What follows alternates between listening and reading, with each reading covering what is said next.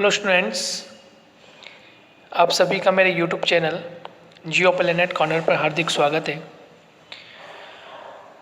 कक्षा 12 में हम मानव अधिवास की चर्चा कर रहे थे और मानव अधिवास के संदर्भ में हमने नगरीय अधिवास के प्रकारों के बाद नगरीय अधिवासों की समस्याओं की चर्चा कर ली थी।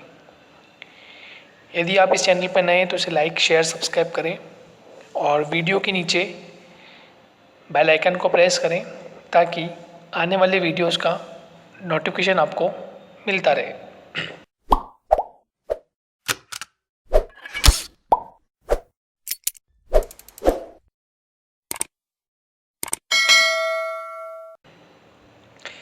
जैसा आपने थंबनेल में देखा है कि आज हम जो नगरीय कच्ची बस्तियां होती है उनकी जो विभिन्न समस्याएं होती हैं हम उनकी चर्चा कर रहे हैं।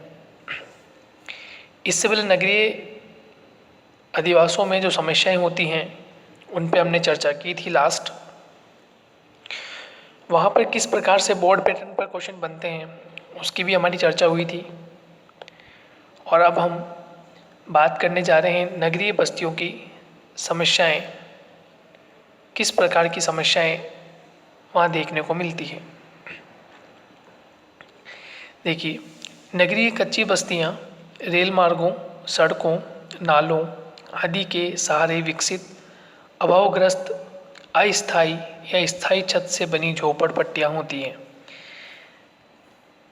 यदि मुंबई, दिल्ली, चेन्नई, कोलकाता बड़े शहरों की ओर जाते हैं तो आपको रेल मार्गों के किनारे, सड़कों के किनारे, नालों आदि के सारे विकसित अभावग्रस्त, ठीक है, अस्थायी और स्थायी छत से बनी झोपड़पट्टियाँ आपको दिखाई पड़ती हैं। इन्हें हम विशेषकर नगरीय कच्ची बस्ती या गंदी बस्तियों से जाना जाता है और इनमें सड़कों के नाम पर 2 से 4 फुट चौड़ी घुमावदार ऊबड़ खाबड़ गलियाँ देखने को हमें मिलती है। और जब हम इन गंदी बस्तियों का सर्वे करते हैं तो यहाँ पर विभिन्न प्रकार की समस्याएं हमें देखने को मिलती हैं, विभिन्न प्रकार की बीमारियां यहाँ देखने को मिलती हैं और साथ ही साथ शिक्षा का स्तर, रहन सहन का स्तर, शौचालय या समाज की जो भूमिका होती है वो कम होती चली जाती है। इसमें हम यही पढ़ने जा रहे हैं कि यहाँ पर जिन सड़कों के नाम पर 2 से 4 फुट चौड़ी घुमावदार ऊबड़ खाबड़ गलियाँ होती हैं, ये बस्तियाँ न्यूनतम या अवांछित आवासीय क्षेत्र होते हैं जो विशेषकर मकान खुले होते हैं, खुली हवा, प्रकाश, पेयजल तथा स्वास्थ्य संबंधित सुविधाओं और शौच सुविधा जैसी मूलभूत आवश्यकताओं अभाव यहाँ पाया जाता है। यानी कि हम क्या देख पाते हैं कि यहाँ पर आवासीय स्थिति, हवा, प्रकाश, पेयजल, स्वास्थ्य संबंधी सुविधाएं होती हैं, जो मूलभूत सुविधाएं हैं जो एक व्यक्ति विशेष को या व्यक्ति विशेष के समूह को जिनकी आवश्यकता होती है। पीने के लिए हमें पेयजल की आवश्यकता होती है, स्वास्थ्य संबंधित सुविधाएं हमें चाहिए, शौच सुविधाएं हमें चाहिए, रहने के लिए मकान चाहिए, स्वच्छ वायु का हमें आवश्यकता होती है। ऐसी इन जो मूलभूत आवश्यकताएं होती हैं उनका ही अभाव पाया जाता है। क्योंकि हम यहाँ देखते हैं कि विभिन्न प्रकार से, चाहे वो शिक्षा के क्षेत्र में हो, व्यवसाय के क्षेत्र में हो, आवागमन के साधन के क्षेत्र में हो, चिकित्सा सुविधा के क्षेत्र में हो, रहन सहन खान पान के क्षेत्र में हो, सभी तरह की सुविधाएं यहाँ पर, या यूँ कह लीजिए कि सुविधाएं होती ही नहीं है। मूलभूत सुविधा से लोग वंचित रहते हैं। ये क्षेत्र बहुत ही भीड़ भाड़, पतली सड़क और सड़की, घुमावदार गलियाँ और आग जैसे गंभीर खतरों की जोखिम से युक्त होती है। यहाँ के निवासी कम वेतन और जोखिमपूर्ण कार्य करने में विवश होते हैं। ठीक है, तो वेतन भी कम मिलता है और जोखिम भी अधिक से अधिक देखने को मिलता है। अल्प पोषण से निवासियों में विभिन्न रोगों और बीमारियों की संभावना लगातार बनी रहती है, क्योंकि पोषण स्तर बिल्कुल न्यून होता है या पोषण स्तर होता ही नहीं है। ये लोग शहरों के किनारे जो सड़कें, बड़े बड़े यातायात के क्षेत्र होते हैं या गली मोहल्ले में सुबह से लेकर शाम तक घूमते फिरते हैं। जो कुछ इन्हें खाने को मिलता है उससे प्राप्त कर ये अपना पेट पालते हैं। और जहाँ ये रहते हैं वहाँ गंदी बस्तियाँ, गंदे नाले, गंदे नालियाँ, कूड़ा करकट, प्रदूषण, गंदगी वगैरह क्षेत्रों में रहते हैं, तो इनके स्वास्थ्य से खिलवाड़ होता रहता है। और अक्सर ये क्या करते हैं कि अल्प पोषण का शिकार हो जाते हैं और फिर रोग और बीमारी जैसी इनकी संभावना लगातार बनी रहती है। ये लोग अपने बच्चों के लिए उचित शिक्षा का खर्च भी वहन नहीं कर पाते, तो शिक्षा नहीं मिलती तो वे भी उसी राह पर दौड़ पड़ते हैं जिस राह पर इनके परिवार वाले कार्य करते हैं। गरीबी इन्हें शराब, अपराध, पलायन, गुंडागर्दी, नशीली दवाओं का सेवन और सामाजिक बहिष्कार की तरफ अग्रसर करती रहती है, क्योंकि गरीब लोग हैं, शिक्षा अर्जित नहीं कर पाते, इनके ज्ञान में वृद्धि नहीं होती, समाज से नहीं जुड़ते, सही और बुरे का इन्हें पता नहीं होता, तो इसके तहत ये क्या करते हैं, फिर शराब पीना, आपराधिक गतिविधि करना, पलायन करना, गुंडागर्दी करना, चोरी करना, नशीली सेवाओं का, ड्रग्स का सेवन करना और फिर समाज इनको बहिष्कार करना शुरू कर देता है। और दूसरा, समाज में होने वाली जो विभिन्न प्रकार की गतिविधियां हैं उनमें लिप्त रहते हैं और इसी के तहत ये आगे बढ़ते हैं। और फिर एक समय ऐसा आता है कि इससे परेशान होकर ये आत्महत्या जैसे अपराध कर बैठते हैं। नगरों, महानगरों में बसे ऐसे स्थानों को स्लम या गंदी बस्ती कहा जाता है। तो जो बड़े बड़े नगर और महानगर हैं वहाँ पर इस तरह के जो गंदी बस्तियाँ होती हैं उन्हें इंग्लिश में स्लम या गंदी बस्तियाँ कहा जाता है।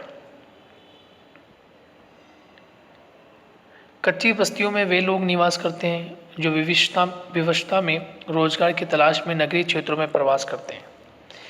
मोस्ट ऑफ दी ये रीज़न उन क्षेत्रों में देखने को मिलता है, या ये लोग वे निवासी होते हैं जो ग्रामीण परिवेश से निकलकर शहरी परिवेश में आते हैं, रोजगार की तलाश में आते हैं। और जब इन्हें रोजगार नहीं मिल पाता है तो ऐसी स्थिति में क्या करते हैं, ये इन्हीं क्षेत्रों में रहना शुरू कर देते हैं, प्रारंभ कर देते हैं। और धीरे धीरे इनकी स्थिति अनुकूल हो जाती है तो ये यहाँ से निकल जाते हैं। यदि स्थिति अनुकूल नहीं होती तो ये भी इसके आदी बन जाते हैं। तो रोजगार की तलाश में नगरीय क्षेत्रों में प्रवास करते हैं और फिर ये क्या करते हैं, ऐसी स्थिति जब धन का अभाव देखने को मिलता है, इनके पास धन नहीं होता है तो ये फ्लैट्स वगैरह में नहीं रह पाते या सुविधा अनुसार अपना जीवन यापन नहीं कर पाते, तो फिर ये ऐसी स्थिति में फिर ये इन्हीं क्षेत्रों में निवास करना प्रारंभ कर देते हैं। धनाभाव में पर्यावरण की दृष्टि से अनुपयुक्त और निम्नीकृत क्षेत्रों पर कब्जा कर बस्तियां बसा लेते हैं। इनमें एक कमरे में पूरा परिवार निवास कर जाता है और कच्ची बस्तियों की निम्नलिखित समस्या उभर कर आती है। विभिन्न प्रकार की जो समस्याएं होती है वो उभर कर आती है। देखिए, आपसे यहाँ पर बोर्ड पैटर्न पर एक क्वेश्चन बन सकता है। आपसे पूछा जा सकता है कि जो गंदी बस्तियाँ होती हैं उन गंदी बस्तियों में मूलभूत रूप से किन सुविधाओं का अभाव देखने को मिलता है। तो यहाँ में क्या देखने को मिलता है कि जो आवासीय क्षेत्र होते हैं वो भी उपलब्ध नहीं होते हैं, खुले क्षेत्र में आवास होते हैं। ठीक है, हवा भी प्रदूषित जैसी हवा देखने को मिलती है, प्रकाश प्रॉपर नहीं होता, पेयजल भी गंदा मिलता है, स्वास्थ्य संबंधी सुविधाएं भी यहाँ नहीं होती, जिसके कारण जो मूलभूत आवश्यकता है उसका अभाव पाया जाता है। और ऐसी दशा में इनके भविष्य से खिलवाड़ होता है, इनके स्वास्थ्य से खिलवाड़ होता रहता है। लेकिन समस्या ये रहती है कि धनाभाव के कारण, धन नहीं होने के कारण अक्सर ऐसी स्थिति उत्पन्न हो जाती है। ऐसी स्थिति हमें देखने को मिलती है। उसके पश्चात जब ये विभिन्न प्रकार के क्रियाकलाप में लिप्त हो जाते हैं, विभिन्न प्रकार की गतिविधियां करने लगते हैं, क्योंकि शिक्षा इनको अर्जित होती नहीं है, शिक्षा इनको मिलती नहीं है, और जब शिक्षा नहीं मिलती है तो फिर ये दूसरी राह पे दौड़ पड़ते हैं। गरीबी एक मुख्य मुद्दा इनका लिए होती है कि गरीबी सर्वाधिक देखने को मिलती है, गरीबी अधिक हो जाती है, शिक्षा नहीं मिलती इनको, ये लोग शिक्षा से वंचित रहते हैं, गरीबी सर्वाधिक हो जाती है। और उसके बाद ये लोग विभिन्न प्रकार की गतिविधियाँ जो कि इनके शरीर के लिए, इनके समाज के लिए, इनके परिवार के लिए हानिकारक होती है, उसमें लिप्त हो जाते हैं। जैसे शराब पीना, शराब के आदी हो जाना, शराब पीना, अपराध करना, पलायन करना, गुंडागर्दी करना, नशीली दवाओं का, ड्रग्स का सप्लाई करना, सेवन करना, सामाजिक बहिष्कार की तरफ ये आगे की ओर बढ़ जाते हैं। तो ऐसे नगर और महानगर में ऐसी बसे स्थान जो होते हैं उन्हें स्लम कहते हैं या गंदी बस्तियां कहते हैं। तो आपसे क्वेश्चन पूछा जा सकता है बोर्ड पैटर्न पर कि जो स्लम या गंदियाँ होती हैं उनकी मुख्य विशेषता क्या होती है, उनकी मुख्य विशेषता क्या होती है। तो आप बता सकते हैं उनकी मुख्य विशेषता क्या होती है कि जो घर होते हैं, आवास होते हैं, वो प्राय झुग्गी झोपड़ियों जैसे होते हैं। कहीं पर छत दिखाई देती है, कहीं पर छत नहीं दिखाई भी देती है। हवा जो होती है वह स्वास्थ्य के लिए अनुकूल नहीं होती, प्रकाश उपलब्ध नहीं हो पाता, पेयजल की सप्लाई नहीं हो पाती, पेयजल विशेषकर गंदा मटमैला जैसा दिखाई देता है, स्वास्थ्य संबंधित दशाएं नहीं होती। साथ ही साथ जो गलियां होती है बहुत पतली होती है, सकड़ी होती है, ठीक है, और शिक्षा इनको नहीं मिल पाती है, गरीबी से जूझते हैं, इस अपराध गुंडागर्दी से कार्य करने लग जाते हैं। तो जो बड़े बड़े नगर और जो बड़े बड़े महानगर होते हैं उनमें ऐसे स्थानों को स्लम या गंदी बस्ती कहा जाता है। तो यदि क्वेश्चन आपसे पूछे कि स्लम या गंदी बस्ती की विशेषता क्या होती है या किन्हें कहा जाता है, तो आप इन्हें इस तरह से लिख सकते हैं। नेक्स्ट, जो कच्ची बस्तियाँ होती हैं वहाँ पर विभिन्न प्रकार की समस्याएं हमें देखने को मिलती है, ठीक है। धनाभाव के कारण भी लोग यहाँ रहना प्रारंभ कर देते हैं, ऐसी स्थितियाँ देखने को मिलती है। लोग गरीब अधिक होते हैं, तो गरीब होने की दशा में उनको आवास नहीं मिलता, उन्हें सुख सुविधाएं नहीं मिलती, तो वह भी यहाँ पर जीवन यापन करना प्रारंभ कर देते हैं। और एक समय ऐसा आता है कि स्वास्थ्य संबंधित सुविधा नहीं होने से वे जान का जोखिम उठाते हैं और एक समय ऐसा आने पर मृत्यु भी हो जाती है।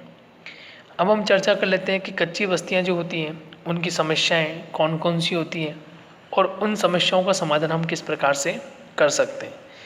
अभी इस लेक्चर में हम चर्चा करेंगे समस्याएं कौन कौन सी हैं, कौन कौन सी मूलभूत समस्याएं होती हैं जिससे इन पर इफेक्ट पड़ता है। नंबर 1, अस्वास्थ्यपूर्ण पर्यावरण में आवास का निर्माण, क्योंकि जो पर्यावरण होता है वह स्वस्थ नहीं होता, स्वास्थ्यपूर्ण नहीं होता, ठीक है। पर्यावरण जब स्वास्थ्यपूर्ण नहीं होगा तो ऐसी स्थिति में क्या करते हैं, ये आवास बना लेते हैं, अस्वास्थ्यपूर्ण स्थिति में आवास बनाते हैं जहाँ पर जो ऑक्सीजन है या हवा जो है वो स्वच्छ नहीं होती, पीने को जल नहीं मिलता, प्रकाश नहीं होता। तो ऐसी स्थिति में क्या होता है, जब पर्यावरण अस्वास्थ्यपूर्ण होगा तो इनके स्वास्थ्य से खिलवाड़ होगा, जान को जोखिम हो जाएगी और ये इसी तरह का फिर जीवन यापन करना प्रारंभ भी कर देते हैं। सड़कों का अभाव मिलता है क्योंकि चारों तरफ पानी ही पानी, गंदा पेयजल, सीवरेज से निकलने वाला पानी, कल कारखानों से निकलने वाला पानी जो इन बस्तियों के समीप से होकर गुजरता है, सड़कों से होकर गुजरता है, जहाँ कीचड़, गंदगी, कूड़ा करकट भी पड़ा रहता है। और ये जो बस्तियाँ होती है बहुत संख्या में देखने को मिलती है, कहीं पर छत होती है, कहीं पर छत भी नहीं भी देखने को मिलती है। पेयजल, प्रकाश और शुद्ध वायु की कमी देखने को मिलती है, पेयजल की कमी रहती है, स्वच्छ पेयजल नहीं मिलता इन्हें, मिलता भी है तो बहुत सीमित मात्रा में मिलता है। प्रकाश की सुविधा भी नहीं होती, लाइट्स नहीं होती, लाइट के कनेक्शन नहीं होते, विद्युत की पूर्ति नहीं होती, क्योंकि गरीब होते हैं तो ये बिजली का बिल जो होता है वो भरने में असमर्थ होते हैं, तो प्रकाश भी इन्हें नहीं मिल पाता। जो दिन का प्रकाश होता है उसी से ये काम चलाते हैं। शुद्ध वायु की कमी होती है क्योंकि इस पूरे क्षेत्र में इंडस्ट्रीज़ जो रीजन होता है, क्षेत्र होता है, तो उद्योग धंधे भी चलते रहते हैं। उनका मटमैला पानी जो होता है, जल जो होता है वो आता रहता है, और कल कारखानों से निकलने वाला जो धुआं है उसके माध्यम से यहाँ पे जो वायु होती है वो भी शुद्ध नहीं होती। अत्यधिक भीड़ भाड़ और संक्रमण का खतरा रहता है, क्योंकि गंदगी में लोग रहते हैं, भीड़ भाड़ वाला क्षेत्र रहता है, ट्रैफिक हैवी फ्लो में रहता है, और विभिन्न प्रकार की औद्योगिक गतिविधियाँ भी चलती रहती है, तो भीड़ भाड़ भी रहती है, संक्रमण का खतरा भी हो जाता है। गंदगी फैली होती है तो संक्रमण का खतरा, मच्छरों का पनपना, विभिन्न प्रकार की बीमारियों का पनपना, विभिन्न प्रकार के जीव जंतुओं का आना, और इस प्रकार के यहाँ संक्रमण का खतरा दिन प्रतिदिन बढ़ता चला जाता है। कच्चे मकान होने से आग लग जाने का खतरा होता है, क्योंकि जो मकान होते हैं कच्चे होते हैं, घास फूस से बनाए हुए होते हैं, 3 तप्पड़ के बने हुए होते हैं, तो कच्चे मकान होने से आग लगने का खतरा भी दिखाई देता है। मकान बिल्कुल पास पास होते हैं, स्पेस नहीं होता, स्पेस नहीं होने के कारण स्थिति देखने को मिलती है। औद्योगिक क्षेत्रों के आसपास ही बने हुए होते हैं तो भी खतरा देखने को मिलता है।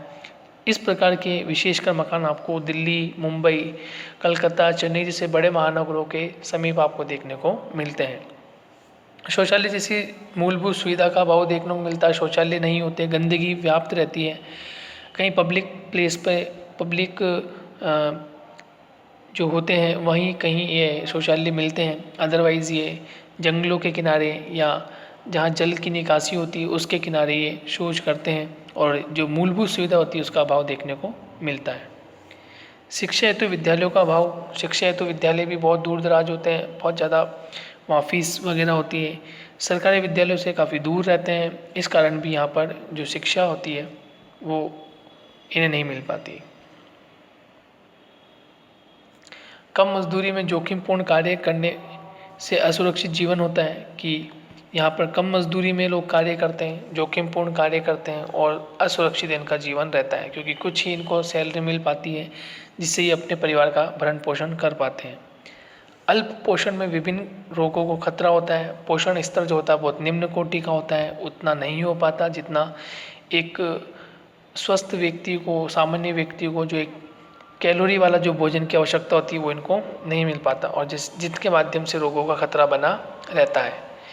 छोटे, कम ऊंचे व असुरक्षित आवास होते हैं, समाज द्वारा हेय दृष्टि से देखना, और कानून एवं व्यवस्था बनाए रखने में समस्या इनको देखने को मिलती है। इस प्रकार से हमने गंदी बस्तियाँ और गंदी बस्तियों में होने वाली जो समस्याएं हैं उनकी हमने चर्चा कर ली। नेक्स्ट वीडियो में हम इसके समाधान की चर्चा करेंगे, और यदि यहाँ से क्वेश्चन बन जाए कि कच्ची बस्ती की समस्या क्या होती है, तो आप यहाँ पे अस्वास्थ्य संबंधित पर्यावरण होता है, सड़कों का अभाव पाया जाता है, पेयजल की कमी होती है, अत्यधिक भीड़ भाड़ व संक्रमण वाला क्षेत्र होता है, शौचालय की मूलभूत सुविधा नहीं होती, शिक्षा के क्षेत्र नहीं होते, तो ये आप इसमें लिख सकते हैं या आप इसमें बता सकते हैं।